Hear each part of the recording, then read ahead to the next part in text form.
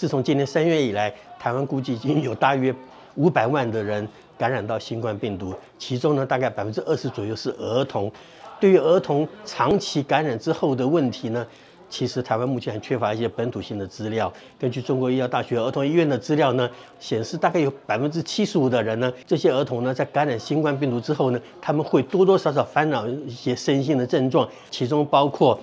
我们常见的呼吸道的问题，譬如说是咳嗽啦、喉咙痛啊等等。大概呢各占35%左右，体重减轻占33%，虚弱没有动力呢，分别占了30%到25%之间。那么还有一些人呢，睡眠觉得不好，大概25%左右。更有一些人呢，他们有胸痛，大概25%左右，注意力不集中呢，也差不多25%左右。还有呢，也是跟心脏有关的，就是心悸的现象，也占了25%。这些现象显示，在感染新冠病毒之后，大概多多少少有20%到70%的人呢，会有各种不同种类的生理方面的变化。另外一个重要的事情就是，大概25%左右的儿童呢，会在新冠病毒感染之后感觉到情绪低落。甚至呢，20%的人呢会有觉得情绪居上的现象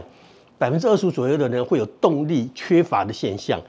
更重要的就是25%左右呢会感觉到焦虑担心，还有12%左右的人呢会觉得好像对很多事情都失去了兴趣。所以这些林林总总的心理方面、身心方面的问题呢，是另外一项除了生理之外，值得我们大家多予关注。我们更期待家长们能够注意这些事情，